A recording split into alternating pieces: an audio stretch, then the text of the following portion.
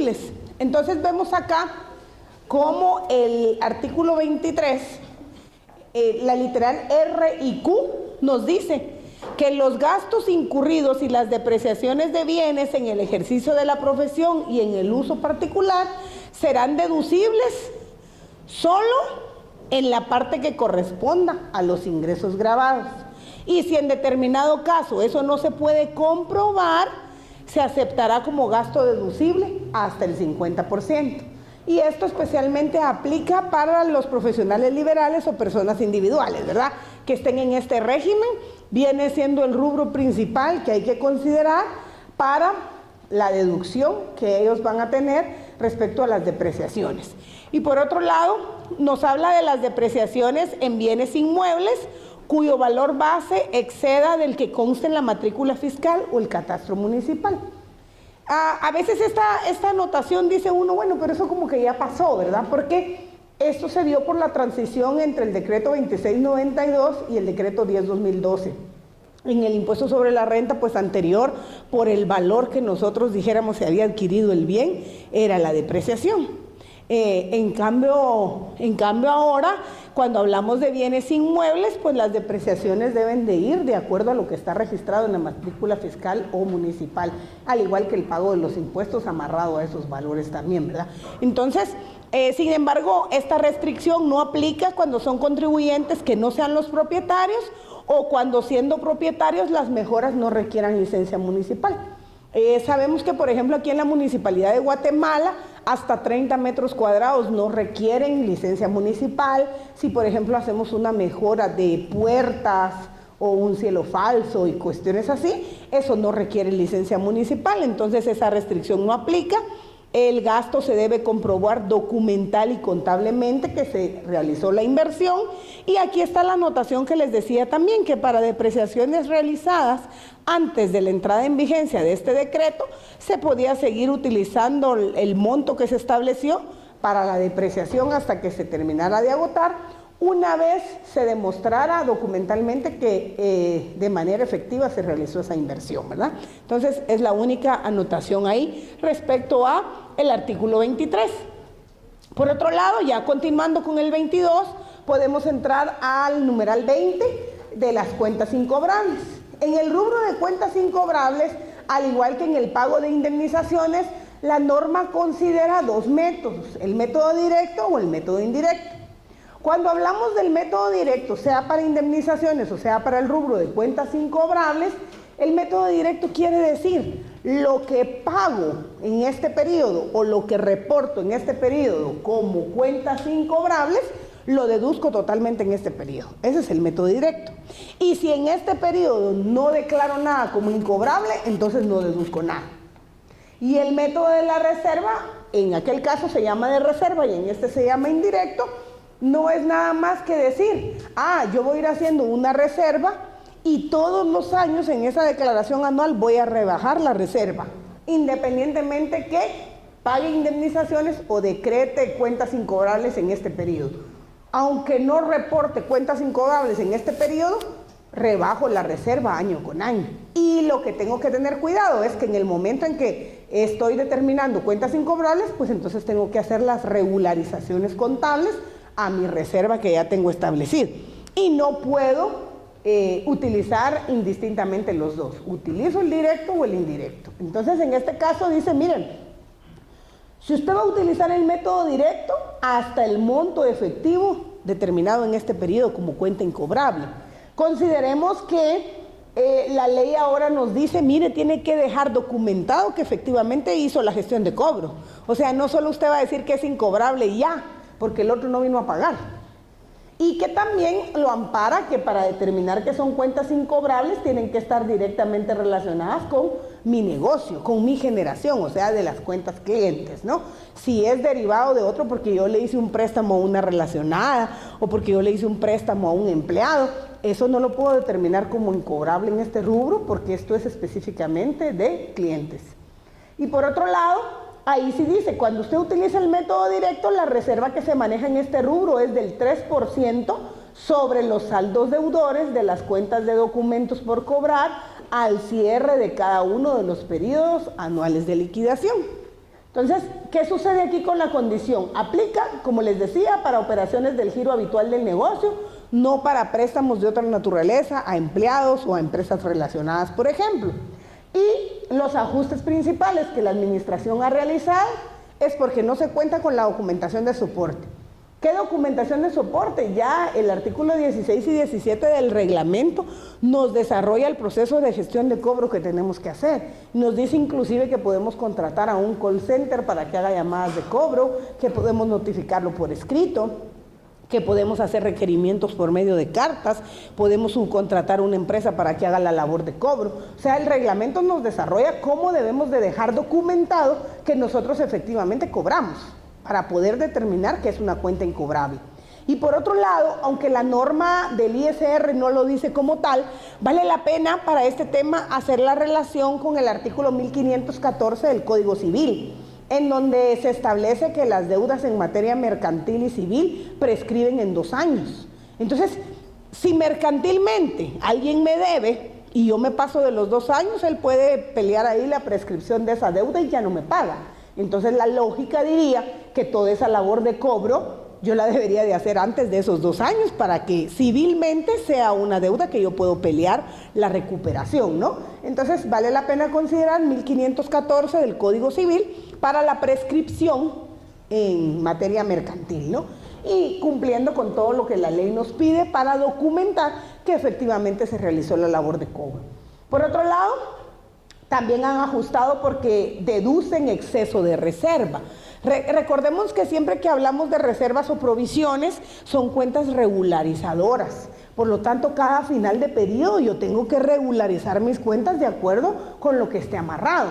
Entonces, en este caso, si la reserva está amarrada a los saldos deudores, al cierre de cada periodo yo tengo que establecer cuál es el monto de mi saldo deudor y calcular la reserva de acuerdo a ese monto, porque es el 3% de ese, ¿verdad? Entonces son cuentas regularizadoras. Entonces se ha detectado que a veces no regularizan, sino que solo van abonando y abonando. Entonces tienen que ir regularizando la cuenta.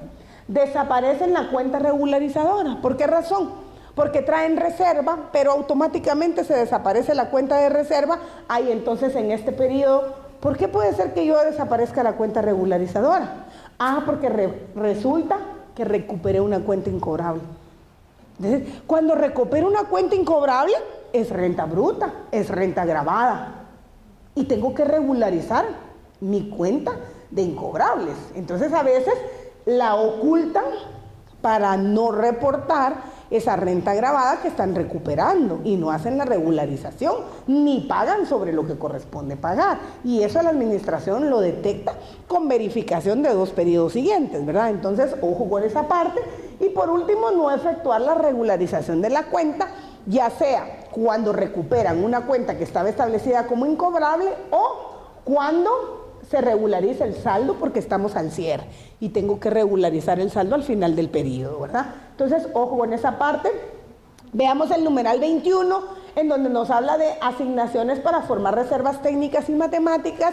Este pues es bastante específico para tema de aseguradoras y afianzadoras, en donde nos habla de reservas establecidas en leyes especiales, especialmente la ley de bancos y grupos financieros, que les regula un tanto, por ejemplo, a bancos lo del encaje bancario y a este tipo de entidades algunas reservas específicas para reaseguros y fianzas, ¿verdad? Entonces se considera previsión de riesgo derivado de las operaciones ordinarias de este tipo de entidades y aplica para compañías de seguros y fianzas, de ahorro, de capitalización y de ahorro y préstamo. Entonces este numeral es bien específico para este tipo de entidades y tienen regularizado en ley también esas reservas técnicas y matemáticas. No es así lo que a ellos se les ocurra, sino que la ley de bancos y grupos financieros pues también les regula esa parte a ellos. El numeral 22, que habla específicamente de las donaciones, y en este sí hay un poquito que hablar porque separa las donaciones en 2 rubros y nos habla de donaciones que podemos dar al Estado, a universidades y a entidades culturales y científicas. Y en este primer párrafo que habla de este tipo de entidades, la principal anotación es que no se contempla limitación alguna. ¿Eso qué quiere decir? Que el 100% de lo que yo conceda en conceptos de donación es deducible para mí. No lo tengo que asociar a mi renta bruta por ningún valor. Pero ojo, tenemos que tener bien claro el concepto de donación porque se ha encontrado mucha confusión con los contribuyentes. Donación es sinónimo de regalo, sin ninguna contraprestación, sin recibir nada a cambio. Entonces, algunas veces no es una donación, sino que se está pagando un servicio o se está recibiendo alguna otra contraprestación de la parte por ese monto que uno está dando. Entonces no tiene la figura de donación. Entonces primero definir claramente la donación. Por otro lado, cuando es a este tipo de entidades yo lo tengo que documentar. Si es entidades del Estado, se documenta con los formularios de ingresos autorizados por la Contraloría General de Cuentas, que son lo que conocemos quienes han trabajado con el Estado, los recibos 63A. Ese es el recibo de ingresos autorizado por la Contraloría General de Cuentas. Y por otro lado, la mayoría de entidades, aunque la ley no lo pone como requisito, suelen levantar un acta y entonces le dan al donante una copia del acta adjunta a su recibo de ingresos. Y ese sería un documento de soporte adicional para respaldar la donación, ¿verdad? Y cuando hablamos de otro tipo de entidades, acá como las universidades, entidades culturales o científicas, pues ellas sí nos tendrían que extender un recibo de donación debidamente autorizado por la SAT con los requisitos que establece el artículo 19 del reglamento.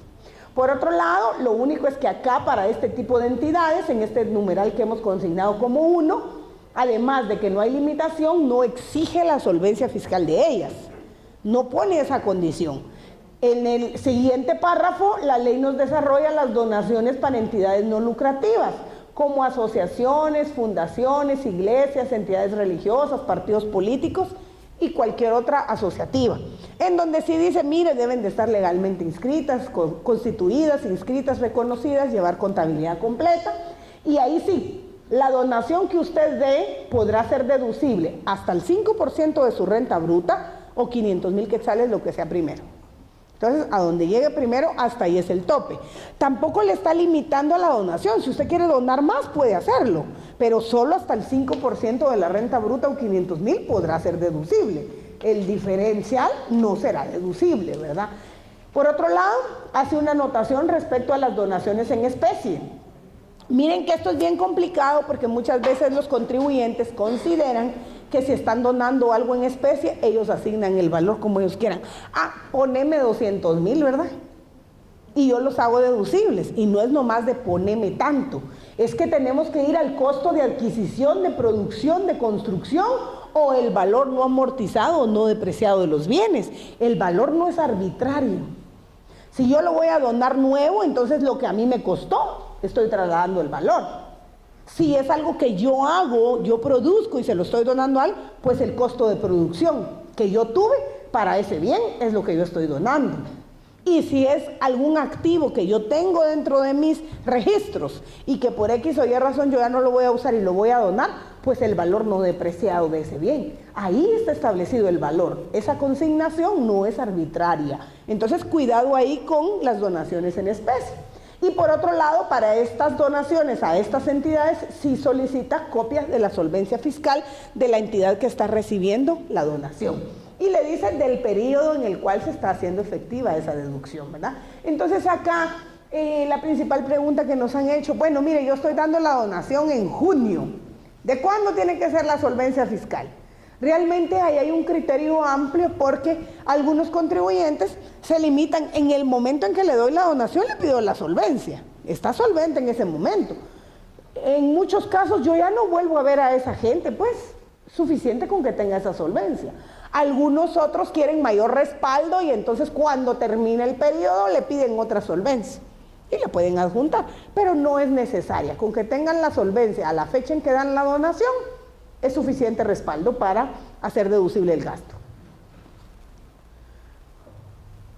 Veamos ahora el numeral 23, cuando hablamos de los honorarios, comisiones o pagos por servicios profesionales, asesoramiento técnico, financiero o de otra índole. Cuando nosotros pagamos este tipo de honorarios, si nosotros lo pagamos a residentes en Guatemala, no tiene ninguna limitación. El 100% de lo que paguemos será deducible. Cuando lo pagamos a no residentes en Guatemala, entonces sí tiene una limitación del 5% amarrado a la renta bruta. Aquí vale la pena hacer la anotación en el tema de la residencia. ¿Por qué razón? Porque residencia en materia tributaria no es lo mismo que residencia en materia migratoria. No importa si yo estoy ilegal en el país, tributariamente si estoy reconociendo un domicilio acá para emitir mis facturas. Entonces a eso se refiere, a la residencia en materia tributaria, y para ello tenemos que verificar lo que nos dice el artículo 6 y 7 del decreto 10/2012. Entonces ahí nos dice cuándo se considera residente una persona, y el artículo 7 todavía nos desarrolla un poco más, ¿verdad? Si tiene un establecimiento permanente, si tiene una bodega, una oficina, su centro de negocio, aunque no esté aquí él físicamente, se reconoce como residente para tributos. Entonces, esa anotación vale la pena hacerla acá, porque no solo es migratoriamente, sino en este tema se sale de lo migratorio y se traslada a la definición que nos da el 6 y el 7 del ISR para determinar la residencia. En este caso nos dice, bueno, mire, 5% de la renta bruta es el límite cuando paguemos honorarios a no residentes, y también el ajuste por no contar con la documentación legal. Generalmente este tipo de honorarios nosotros los respaldamos con un contrato, porque todas las condiciones del servicio van establecidas en un contrato, y ahí decimos qué servicio nos van a dar, por cuánto tiempo, en qué condiciones, si nos van a entregar un informe, un dictamen que nos van a entregar a cambio, cómo le vamos a pagar, y todas esas condiciones están establecidas en el contrato. Entonces veíamos en el artículo 22, numeral 4, cuando nos decía los documentos de respaldo, y veníamos en un literal que decía la escritura pública o el contrato privado protocolizado. Entonces ahí tenemos las condiciones, y entonces ahí decimos, ah bueno, aquí quedaron y este es el documento de respaldo. Veíamos en el numeral 2 también, en la literal B de ese numeral 4, que decía las facturas extendidas en el exterior.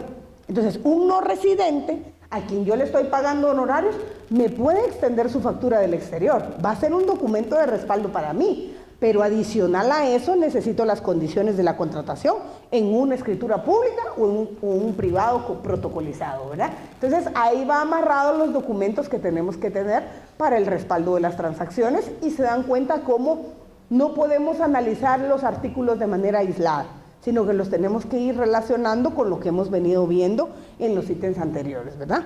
Entonces, ya dijimos, si es honorarios, comisiones o pagos a residentes, no hay limitación, y la limitación va amarrada exclusivamente a los no residentes. En esta parte vamos a hablar de los viáticos que establece el numeral 24, y esta legislación en el decreto 10/2012 nos habla de que van a poder ser deducibles los viáticos que se paguen, si son comprobables o no comprobables, ¿verdad? O sea, esa fue la polémica desde que entró esta norma, bueno, cuándo son comprobables, cuándo no son comprobables. Y entonces acá veamos las definiciones que nos da, porque esto también le aplica al asalariado o al empleado en relación de dependencia, si ese ingreso forma parte de su renta o no. Cuando son comprobables, no; cuando no son comprobables, sí, para el empleado, ¿verdad? Ahora acá veamos que le dice, mire, la empresa va a tener viáticos comprobables, ella tiene que comprobar que pagó el viático, y entonces cuando se los pague a funcionarios y empleados que sean dueños únicos de empresas, socios, miembros de directorios, consejos u otros organismos directivos, puede pagarlos para realizar comisiones dentro del país o para comisiones fuera del país. Entonces, si le paga viáticos a funcionarios y empleados dentro del país, tendrán que documentarlo con las facturas, con factura emitida por el viajero o por factura especial. Veamos esta anotación, porque dice a cualquier funcionario y empleado que le pague le va a pedir esto, pero dice claramente quiénes no son funcionarios y empleados, ¿verdad? Entonces, acá, si nos damos cuenta, el viático siempre, el único documento que lo va a respaldar o lo va a hacer comprobable es una factura. No importa qué tipo de factura. Puede ser una factura que me emiten directamente en donde yo estoy usando el hotel. Hablemos de hotel y alimentos, que es lo más común cuando vamos de comisión, ¿no? Entonces, dijéramos la factura que me emite el hotel o el lugar en donde yo como, directamente emitida por ellos. O puede ser una factura emitida por mí, que soy el que estoy viajando, si yo fuera contribuyente del impuesto y tengo facturas, o una factura especial, emitida para mí que estoy viajando, o directamente para quien me está dando el servicio, para cualquiera de los dos. El asunto es que existe una factura que respalda ese gasto. Ahora bien, la pregunta que han hecho aquí también es, bueno, ¿y la factura a nombre de quién? ¿Del empleado o de la empresa? Entonces ahí también entran un poco de criterios, porque algunos profesionales dicen, pero es que las estrellitas sociedad anónima como una figura jurídica no puede ir y consumir, el que está consumiendo es el empleado, ¿verdad? Entonces no importa, y aquí la administración tributaria ha sido amplia de criterio, si está documentada la factura a nombre del empleado o a nombre de la empresa, porque la empresa lo que va a deducir no va a ser hospedaje, no va a ser transporte, no va a ser comida, va a deducir viáticos. Lo que tiene que tener es el documento de respaldo interno en donde el empleado le recibió los viáticos, o sea, el recibo o el formulario que desarrollan las empresas para el registro de los viáticos. Ese es el respaldo de que yo le di el dinero a él para viáticos. Y paralelo a eso, las facturas que respaldan ese gasto, independientemente que sean por hotel, por comida, por transporte, que usó en la comisión, ¿verdad? Pero él no va a deducir. ¿Y por qué se los digo? Porque de repente alguien diga, sí, pero como por efectos del crédito fiscal, la factura tiene que estar a nombre y NIT del contribuyente. Sí, por efectos del crédito sí, pero veamos en qué casos genera crédito y en qué casos no. Y entonces, si está directamente vinculado con el proceso productivo de comercialización de la empresa, del contribuyente, sí le va a generar crédito. Entonces, en esos casos tendría que pedir que esté a nombre de la empresa y con el NIT de la empresa por efectos del IVA, pero por efectos del ISR lo que está deduciendo es viático. Entonces, en el ISR no tiene impacto realmente a nombre de quien esté la factura. El impacto lo ve el contribuyente en el IVA. Entonces, ahí, criterio de la empresa a nombre de quien lo pide. Y por otro lado, cuando sí hablamos de funcionarios y empleados que estén en relación de dependencia, le dice que debe comprobarlo con las facturas correspondientes emitidas por el lugar o con la factura especial emitida al empleado o al funcionario. Pero de igual manera hay factura. O la que emiten donde están dando el servicio, o la que le emiten al empleado como factura especial. Y para el exterior, se lo demos a quien se los demos de los dos grupos, no piden ahí el respaldo de la factura, porque recordémonos que la factura documenta transacciones de carácter territorial dentro de nuestro territorio. Y si vamos al extranjero, los gastos no se están realizando dentro de nuestro territorio. Entonces, unos países tienen factura, otros tienen comprobantes, otros tienen recibos, depende de su legislación. Entonces, acá no nos pide que comprobemos el gasto como tal, nos pide que comprobemos la salida y la estadía en ese lugar. Entonces, para hacerlo, dice, mire, demuestre la entrada y salida del país. Depende a dónde vayamos, el pasaporte, o si es en un lugar en donde podemos viajar sin pasaporte, por ejemplo, en la mayoría de los países de Centroamérica, el formulario C4 creo que es, CA4, con el que salimos sin necesidad de pasaporte, por ejemplo. Actividad en la cual participó, pues generalmente todo este tipo de actividades se publican, tienen afiches, tienen alguna página o algo, y por otro lado los boletos de transporte utilizados, así como el documento de pago de los viáticos correspondientes. Y esta actividad en la cual participó puede documentarse con un diploma, con una certificación de participación, con un comprobante de la asistencia, depende a qué tipo de actividad estamos yendo. Por otro lado, el documento de pago de los viáticos correspondientes, pues será el formulario interno de cada empresa, en donde se demuestra que yo le recibí en concepto de viáticos para esa comisión, ¿verdad? Entonces, los del exterior se documentan de la misma manera sin importar quién los recibe. Y los del interior, si ustedes se dan cuenta, casi que viene siendo lo mismo, ¿verdad? Pero la ley y el reglamento sí separa un poquito entre los que son funcionarios y los que no son empleados y funcionarios. Desde luego que no debemos dejar de poner atención en que esos viáticos me tienen que generar renta gravada. ¿Por qué se les hago esta anotación? Hemos tenido casos de algunos contribuyentes que de repente nos dicen, mire, fíjese que yo vendo, ¿qué les digo yo? Maquinarias. Entonces en la feria de Interfer yo quiero un stand y promociono ahí mi maquinaria y vienen posibles clientes, potenciales clientes míos de Centroamérica a ver las máquinas y yo les pago los viáticos. Entonces, ¿son o no deducibles para mí? Bueno, si le compró la máquina en ese momento le generó renta gravada, si no, no. Tal vez solo vino, la vio y no le convenció.